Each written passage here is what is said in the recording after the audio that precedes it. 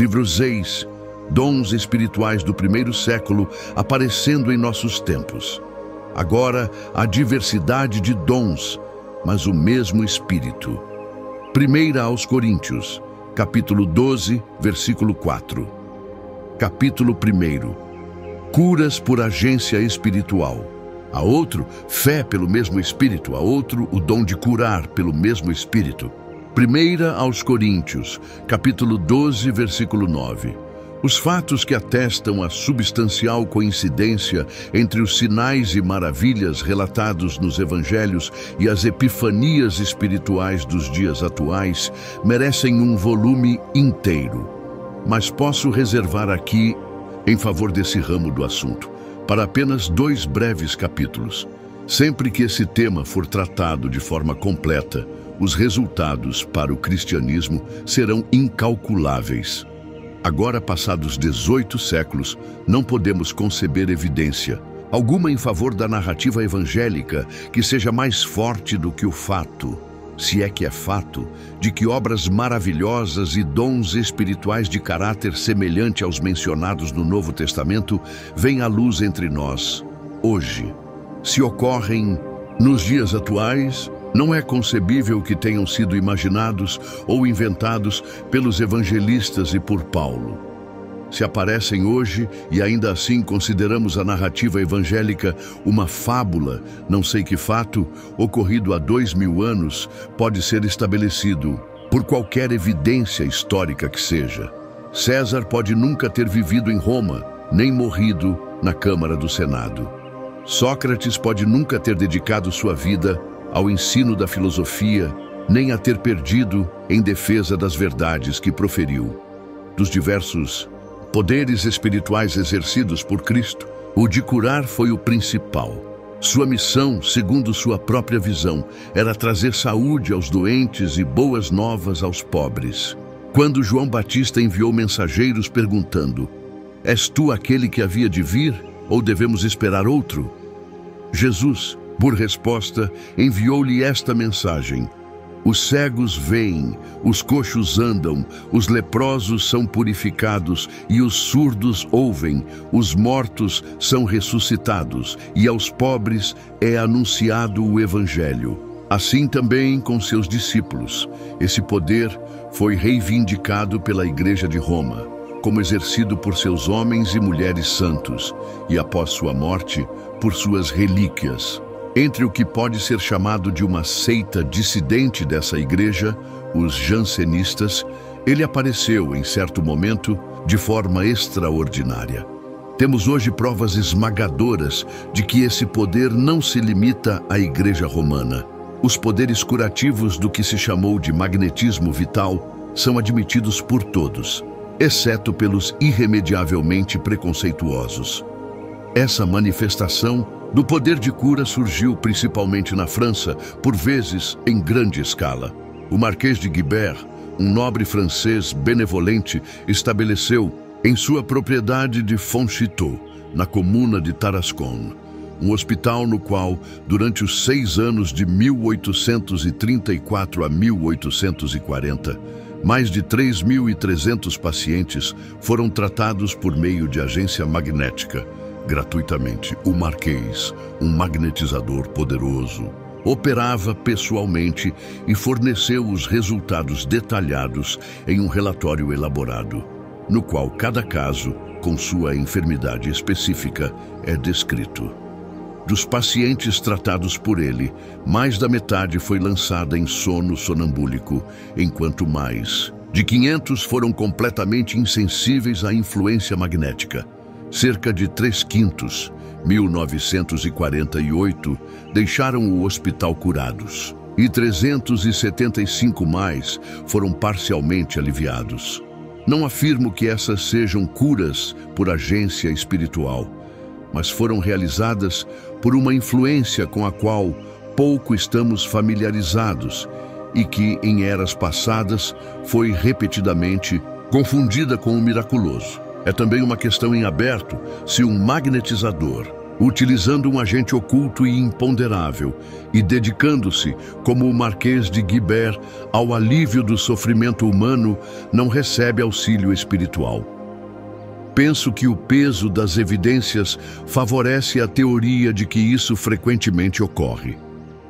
Sou afortunado, no entanto, por poder fornecer duas narrativas atestadas por nome, local e data, nas quais penso que não se pode racionalmente negar que a agência curativa foi, de maneira inequívoca, espiritual. A primeira obtive neste país, a segunda na Europa. Paralisia do nervo motor. No mês de fevereiro de 1858, uma senhora, esposa do Sr. Davis, de Providence, Rhode Island, residia em sua casa, nas proximidades imediatas daquela cidade. Aconteceu certa manhã que um cavalo grande e vigoroso estava parado, atrelado em frente à casa. Uma criada, passando descuidadamente perto do animal com um carrinho de criança, no qual estava uma filha pequena da Sra. Davis, deixou cair acidentalmente a haste do carrinho perto dos cascos do cavalo. A Sra. Davis, vendo o perigo para sua filha, correu até a cabeça do cavalo e, segurando-o subitamente pela rédea com a mão direita, o animal empinou violentamente, quase a levantando do chão. Ela conseguiu, no entanto, afastá-lo de sua filha, que assim escapou ilesa. No momento, ela não sentiu dor alguma. Posteriormente, seguiu com suas ocupações habituais, mas sentiu-se fraca e abatida durante todo o dia.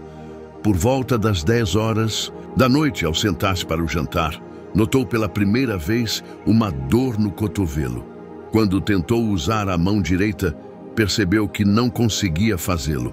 Descobriu ser impossível fechar 3 dos dedos dessa mão, restando apenas o dedo indicador, obedecendo ao impulso de sua vontade. Com o tempo, a dor aumentou e se estendeu acima do cotovelo. Durante a noite, a perna direita também foi afetada, com a dor se estendendo até o quadril. Na manhã seguinte, ela descobriu que não podia, por nenhum esforço de vontade, mover o braço ou a perna direitos. Os médicos declararam tratar-se de um caso de paralisia do nervo motor, causada principalmente por uma excitação súbita. Por muito tempo, resistiu a todos os remédios. Durante 7 semanas, a paralisia continuou inalterada. Durante todo esse tempo, ela não usou a mão ou o braço. Ao caminhar, precisava arrastar a perna direita. A perna também se tornou fria até o quadril e todos os esforços para aquecê-la foram ineficazes. No mês de abril, experimentou leve alívio com o uso frequente de eletricidade, mas apenas a ponto de, com esforço especial de vontade, conseguir mover parcialmente a mão e o braço. Habitualmente, apoiava o cotovelo no quadril ou, quando sentada em uma poltrona, levantava-o com a outra mão para apoiá-lo no braço da cadeira. Nunca, até o incidente que será relatado a seguir, recuperou o poder de estender a perna ou o braço. A temperatura natural da perna também não foi restaurada e, ao caminhar, ainda precisava arrastá-la pelo chão. Isso continuou sem alteração, ou melhora, até o mês de julho de 1858. Àquela altura, ela estava completamente desanimada. A vida já não lhe parecia digna de ser vivida.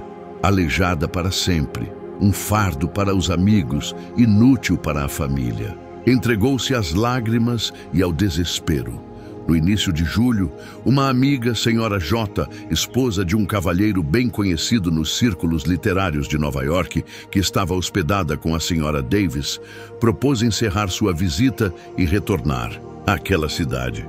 Subitamente, a Sra. Davis experimentou um impulso para o qual não conseguia encontrar explicação. Era um desejo urgente de ir a Nova York e visitar a Sra. Underhill, Leah Fox, com quem não tinha qualquer familiaridade, tendo apenas ouvido falar dela pela Sra. Jó. Ela disse à amiga que se permanecesse com ela por mais um dia, ela, Sra. Davis, a acompanharia a Nova York para visitar a Sra. Underhill na esperança de encontrar alívio. A senhora J consentiu e partiram de Providence na noite de 3 de julho, apesar das dúvidas expressas pelo Sr. Davis quanto à capacidade de sua esposa de suportar a viagem. Chegaram a Nova York na manhã seguinte e seguiram diretamente para a casa da Sra. Underhill. A Sra. Davis estava tão exausta com a viagem que permaneceu de cama até a tarde, quando então ela, a Sra. J e a Sra. Underhill se encontraram na sala de estar. Raps audíveis foram ouvidos e foi proposto que se sentassem à mesa do centro. Antes disso, porém, a Sra. Underhill pediu à Sra. Davis, para sua própria satisfação, que examinasse o quarto e os móveis. A Sra. Davis, por delicadeza, recusou a princípio, mas como a Sra. Underhill insistiu, a Sra. Davis finalmente fez um exame minucioso, não encontrando nada sob as mesas ou em outro local que despertasse suspeitas, e se convenceu de que não havia mais ninguém no cômodo. Eram apenas 3 horas da tarde e havia plena luz do dia. Logo após as senhoras se sentarem, todas com as mãos sobre a mesa, a Sra. Davis sentiu o tornozelo da perna direita ser agarrado como por uma mão humana firme. O pé foi levantado e o calcanhar colocado no que parecia ser outra mão. O toque dos dedos e do polegar era inconfundivelmente distinto e indicava tratar-se de uma mão direita que segurava o tornozelo, enquanto uma mão esquerda recebia o calcanhar. Após algum tempo, a mão que havia agarrado o tornozelo soltou o aperto e a Sra. Davis sentiu que ela fazia passes ao longo da perna. Esses passes continuaram por cerca de 10 minutos. A Sra. Davis sentiu uma sensação de circulação fluindo pelo membro paralisado, e o calor natural, do qual estivera privada por meses, foi gradualmente retornando. Ao final dos 10 minutos, foi soletrado por meio de raps: levante-se e ande. A Sra. Davis se levantou e descobriu com um assombro que disse ser indescritível que podia andar tão bem quanto sempre. Caminhou de um lado ao outro da sala para se assegurar de que era realidade. A dor, a paralisia haviam desaparecido. Ela podia usar a perna antes incapacitada com a mesma liberdade da outra. Após mais de 4 meses de sofrimento e debilidade, encontrou de forma súbita e, como se costuma dizer, milagrosa, o calor e o vigor naturais restaurados ao membro. Isso encerrou a sessão naquele momento. O braço, no entanto, permanecia paralisado como antes. Mas, tarde da noite, após a saída de várias visitas, as senhoras sentaram-se novamente. Desta vez, foi feito por Raps um pedido para escurecer o cômodo. Após breve espera, o braço foi manipulado como a perna havia sido, mas com mais força, como se fosse friccionado de cima para baixo, a partir do ombro, com uma peça lisa e algo elástica de metal, semelhante ao busque de aço usado em espartilhos femininos. Após algum tempo, o que parecia, ao toque, um busque de aço foi colocado na mão direita da Sra. Davis, e por meio de raps, foi feito um pedido para que ela fechasse os dedos sobre ele. Ela conseguiu fazê-lo com firmeza. Em seguida, o busque foi puxado com força de sua mão. Daquele momento em diante, ela recuperou o uso do braço, com a mesma plenitude com que havia recuperado o da perna. Nem voltou a sentir dor, nem houve retorno da paralisia, da fraqueza ou da perda de temperatura em qualquer dos membros, desde aquele dia até o presente momento, ou seja, durante 4 anos. Ao me comunicar o acima exposto, como o fez na presença da mesma amiga que a acompanhara até a casa da Sra. Underhill, a Sra. Davis teve a gentileza de me autorizar a usar seu nome. O próximo caso é de caráter ainda mais notável. Ocorreu no 13º de abril de 1858, em Passy, perto de Paris, no salão do Sr. B, um cavalheiro que anteriormente ocupou um cargo de prestígio na casa de Luiz Felipe. A senhora que foi objeto do ocorrido, Emma Kidd, é esposa do Sr. A. Kidd, um cavalheiro de fortuna independente, filho do falecido General Kidd, do exército britânico, e é mãe de vários filhos já adultos. A família residia, então, em Paris. A senhora Kidd sofria, havia mais de metade de sua vida, de uma grave enfermidade. Por 25 anos, teve uma doença cardíaca que aumentava gradualmente de intensidade. Na época do relato, a enfermidade havia atingido tal ponto que lhe causava diariamente dores severas, impedindo-a completamente de desfrutar de uma noite tranquila de sono. Só conseguia descansar deitada sobre o lado direito. As roupas de cama se moviam visivelmente devido às fortes pulsações do coração. E quando procurava alívio, sentando-se em uma poltrona, frequentemente não conseguia repousar nas costas dela, de tão violentas que eram as palpitações. Caminhava com grande dificuldade, de forma lenta e por curta distância. Frequentemente precisava ser carregada escada acima. Apesar de gostar de cantar, fora obrigada a abandonar essa atividade por completo. Isso, entretanto, era apenas uma das várias enfermidades das quais a senhora Kidd padecia. Ela sofria de diarreia crônica havia 6 anos. Essa condição progredira de tal forma que pequenas porções de pão amanhecido, carne assada e arroz, com um pouco de chá de vez em quando, constituíam todo o seu cardápio alimentar. Mesmo com tais restrições, era obrigada a recorrer, diariamente, a remédios fortes. Não podia viajar por 1 hora, nem visitar uma amiga, sem antes tomar uma dose preparatória. A enfermidade frequentemente lhe causava cólicas e espasmos violentos. Além disso, sofria de um prolapso do útero em grau avançado, juntamente com uma doença da bexiga, acompanhada de uma afecção da glândula prostática, que causava obstrução e dor intensa. Para esse problema específico, consultara o Dr. Phillips, de Paris. Sua vida, como ela mesma me relatou, se passava com constantes lembranças de suas enfermidades. Quando se levantava de uma cama inquieta para os sofrimentos de um novo dia, lágrimas lhe brotavam dos olhos diante da perspectiva desesperadora. Seu marido gastara uma pequena fortuna consultando médicos eminentes. O Dr. Locock, Dr. Chambers, Sir Charles Clark, Dr. Chelios de Heidelberg e muitos outros haviam sido consultados sem resultado. Nenhum deles oferecia esperança, salvo a de alívio temporário.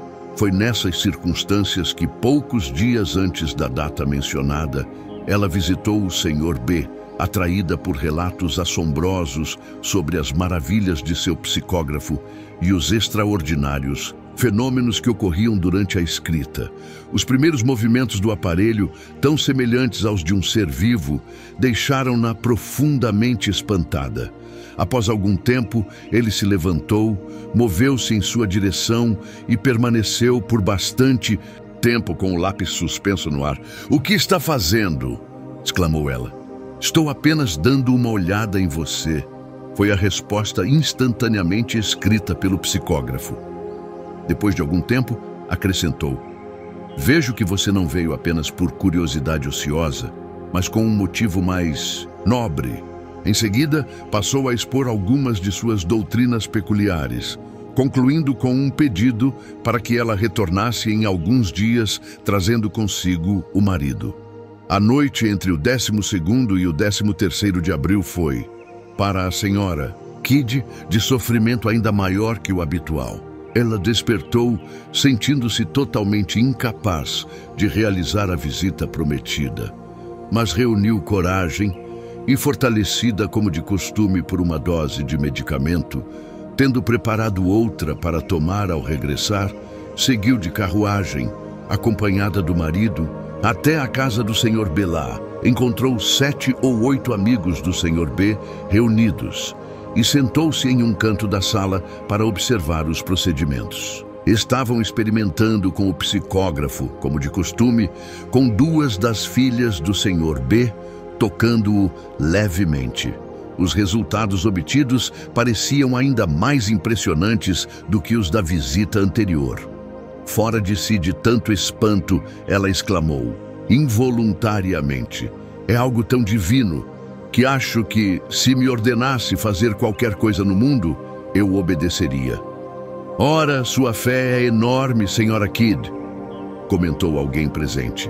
Pouco depois, o psicógrafo escreveu repentinamente, Emma, venha aqui. Ela aproximou-se da mesa e o aparelho continuou. Pegue uma cadeira e sente-se. Ela assim fez. Em seguida acrescentou, mais à esquerda e mais perto de mim. Ela aproximou a cadeira até a parte da mesa onde estava o psicógrafo. Você será curada, escreveu. Será conforme sua fé. Então, repentinamente, e para o espanto de todos os presentes, ele saltou, ainda com as mãos das duas assistentes sobre ele, da mesa em direção ao seu coração, permanecendo ali por 3 ou 4 segundos, pressionando-a suavemente com um tipo de movimento trêmulo ou pulsante. Logo em seguida, voltou com igual rapidez para a mesa e escreveu, você está curada. Vá para casa e não tome aquela poção nauseante que você havia preparado para o retorno. Coma o que quiser, como fazia antes de adoecer. Faça tudo, isso sem duvidar, e esteja certa de que tudo ficará bem. A Sra. Kidd me informou que não havia palavras que expressassem a repentina mudança de sensação. Uma emoção absolutamente distinta de tudo o que havia experimentado em sua vida, que percorreu seu corpo, levando-a a acreditar que a cura era real. Ela parecia sentir, como disse, a revolução em todo o seu organismo e o retorno dos vários órgãos ao estado normal. Respirava longa e profundamente, sem esforço ou dor. Levantou-se e caminhou, já com forças renovadas, assim lhe parecia.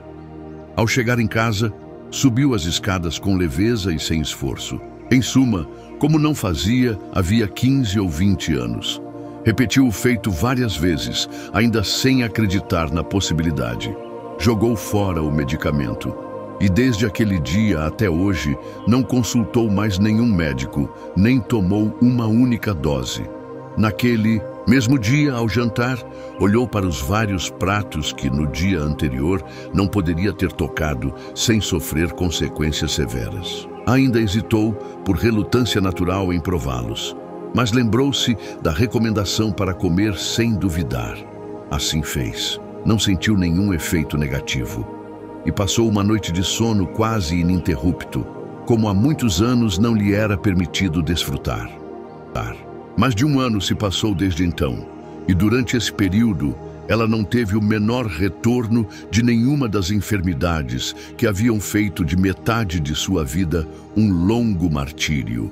Descrever como, com gratidão e assombro, ela desfrutava de seu alívio, ou com que entusiasmo ela mergulhava em sua nova vida, que dia após dia lhe parecia mais um belo sonho do que qualquer realidade terrena. Era, segundo declarou a mim, impossível. A alegação, conforme escrita pelo psicógrafo, era que a cura foi resultado da forte fé da Sra. Kidd.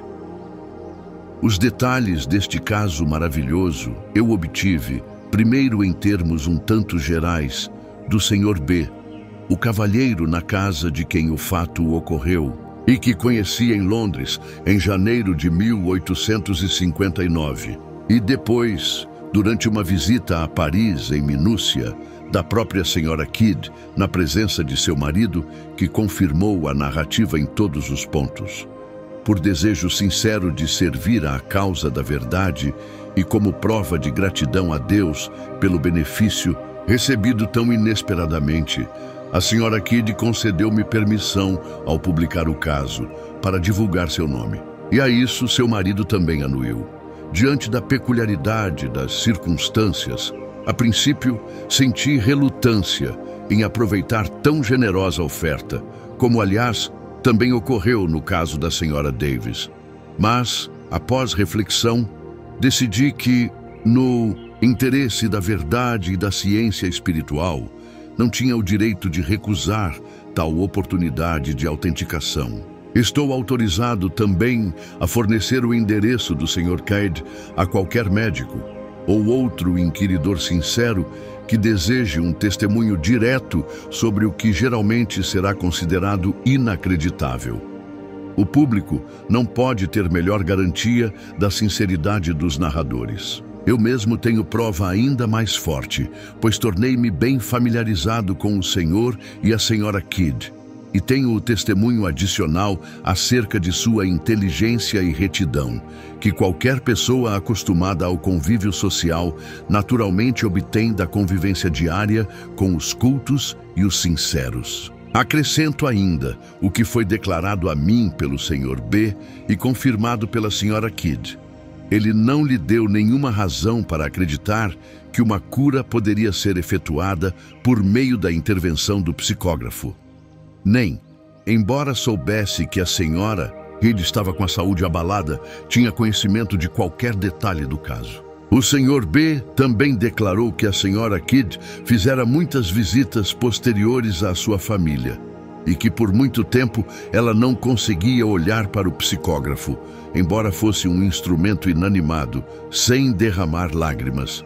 Deve-se declarar que uma cura anterior, embora não tão impressionante, foi, segundo me informou o Sr. B, realizada de maneira semelhante. A Sra. Kidd também me disse que desde então adquiriu um psicógrafo, que com suas mãos e as de uma de suas filhas sobre ele, conseguiram, após várias semanas de paciência, fazê-lo escrever tão fluentemente quanto o do Sr. B, e que, até os dias atuais, se a Sra. Kidd sente dor de cabeça ou outro mal-estar leve, ao colocar as mãos sobre ele e mantê-las ali por algum tempo, o efeito é levá-la ao sono magnético e, em todos os casos, proporcionar alívio. De fato, ela e seu marido pareciam considerar o pequeno instrumento como um amigo íntimo e conselheiro, ao qual podiam recorrer sempre que sentiam necessidade de informação ou orientação.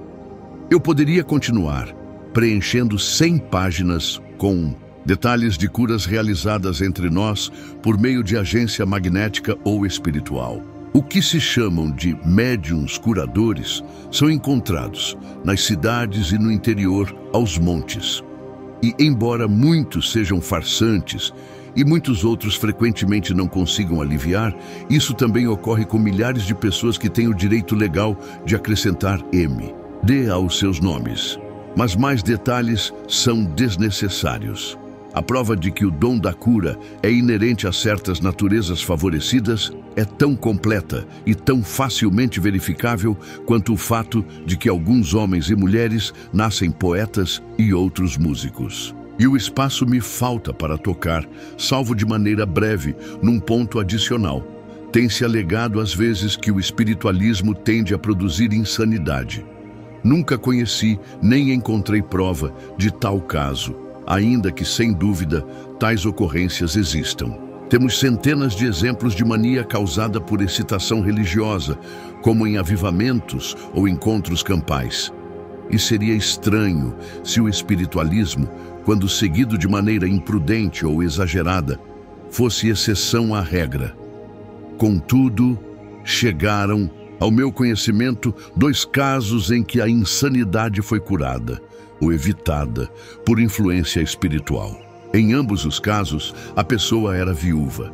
Durante vários anos anteriores a 1860, uma senhora Kendall foi interna no asilo de lunáticos de Somerville, próximo a Boston, e era considerada pelo médico residente da instituição como uma de suas pacientes mais perigosas. Sua loucura fora causada pela morte do marido 6 anos antes, e ela permaneceu insana até janeiro de 1860. Naquela época, foi retirada do asilo para ser recebida numa família onde havia vários médiuns. Ali permaneceu por muitos meses, recebendo de tempos em tempos comunicações alegadas como vindas de seu marido falecido. No 10º dia de janeiro de 1861, essas circunstâncias foram-me relatadas por seu filho, o Sr. F. A. Kendall. Sua mãe estava então em casa, completamente curada. Ele me disse que não era espiritualista, por não ter tido, segundo julgava, evidência suficiente. mas admitiu livremente que a cura de sua mãe devia-se unicamente à sua residência entre espiritualistas e à consoladora certeza que ali encontrou de que o marido a quem fora tão devotadamente ligada em vida ainda vivia, pensava e cuidava dela. A outra senhora é conhecida pessoalmente por mim, embora eu não esteja autorizado a divulgar seu nome. Conhecia enquanto seu marido vivia, e sua dedicação a ele era tal que eu mesmo compartilhava dos receios que às vezes ouvia de outros amigos de que se ela o perdesse, as consequências poderiam ser fatais. Para seu desespero, ele alistou-se quando a guerra estava em seu auge, chegou ao posto de major e morreu em um hospital de Nova Orleans. Quando a notícia, já não mais possível de ser ocultada, finalmente lhe foi comunicada, provocou um ataque de frenesi. E por semanas ela estava à deriva, rumo à insanidade irreversível. Jamais fora espiritualista. Na verdade, costumava, como bem me lembro, tratar o assunto com escárnio. Mas uma irmã, visitando um médium na esperança de receber algo para si, obteve, em vez disso, uma mensagem para a viúva inconsolável. Essa mensagem foi-lhe repetida e foi a primeira coisa a despertá-la do desespero silencioso. Ela mesma procurou o médium, recebeu numerosas mensagens com provas irrefutáveis de identidade, foi se animando dia após dia. E quando a encontrei, muitos meses depois, havia recuperado toda a sua alegria. Disse-me que sentia como se K, o apelido carinhoso do marido, ainda vivesse e conversasse com ela. Assim, em nossos dias, como no tempo de Cristo, lunáticos podem, por influência espiritual, ser restaurados ao seu juízo perfeito. O tempo virá em que essa verdade será colocada em prática pelos administradores dos asilos de insanos. Capítulo 2. Outros dons espirituais. Considerando altamente importante desenvolver o paralelo entre os dons espirituais enumerados por Paulo e pelos evangelistas e aqueles que se manifestam em nossos dias, eu havia preparado 5 capítulos, com narrativas ilustrando a semelhança geral entre os antigos e os modernos sinais e prodígios, para serem aqui inseridos. Mas meu manuscrito se estendeu por um número inesperado de páginas impressas, de modo que a falta de espaço e o desejo de que este livro fosse vendido a um preço moderado causaram sua exclusão. Se eu viver o bastante para escrever outra obra, essa omissão poderá ser suprida. Enquanto isso, algumas referências neste contexto podem ser bem-vindas. Do dom da profecia, considerado por Paulo como um dos principais. Desejai os dons espirituais, mas principalmente que profetizeis. Alguns exemplos muito notáveis, exibidos durante o sonambulismo, são fornecidos por escritores franceses sobre fisiologia e magnetismo vital, de reputação reconhecida. Neste volume é fornecido um exemplo, e em uma obra anterior minha, há vários. Bunsen acreditava nessa faculdade.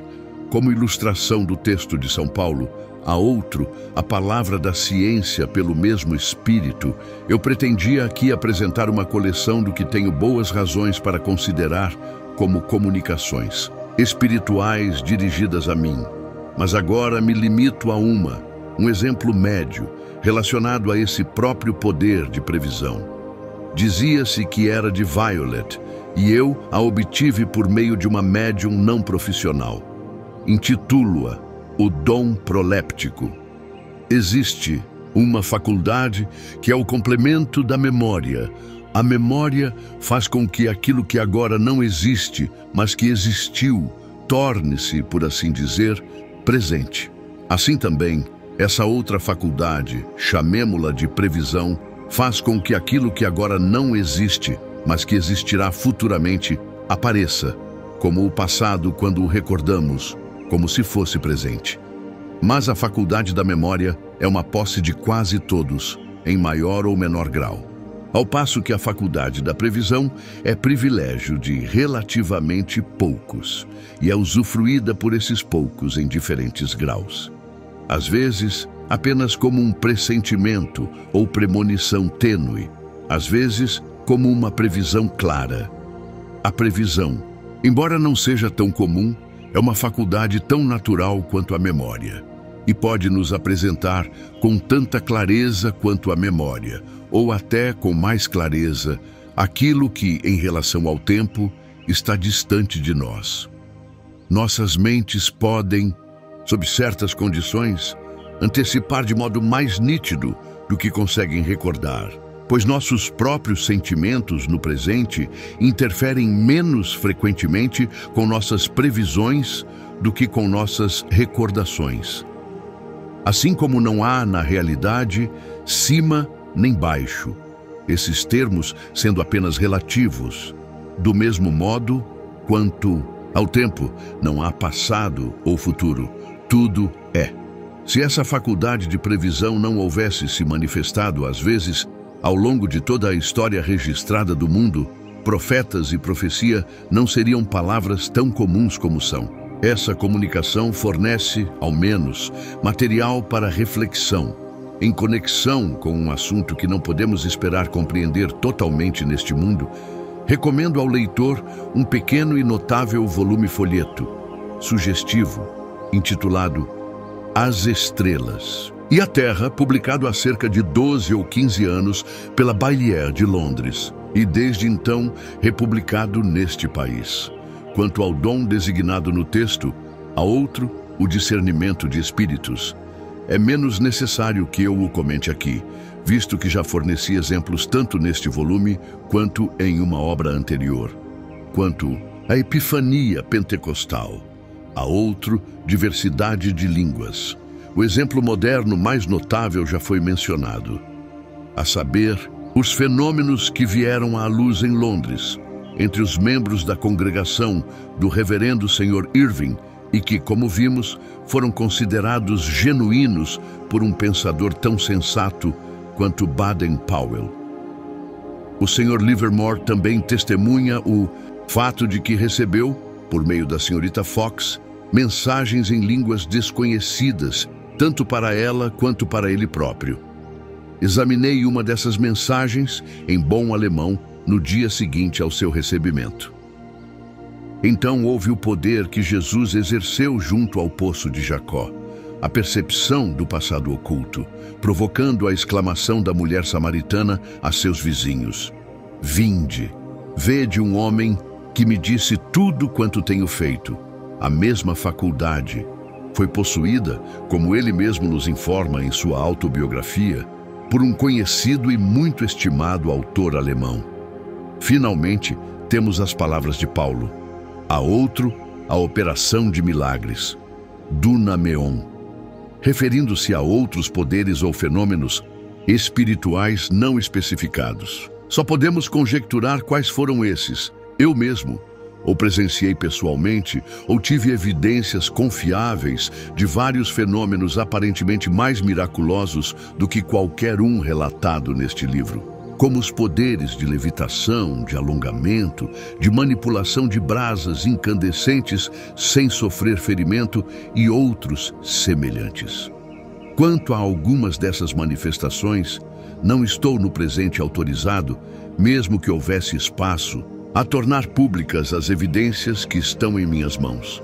Não duvido de que, com o passar dos anos, provas adicionais se acumularão de que a promessa de Cristo a seus seguidores, de que fariam as obras que ele fez e obras ainda maiores, está em processo de cumprimento entre nós.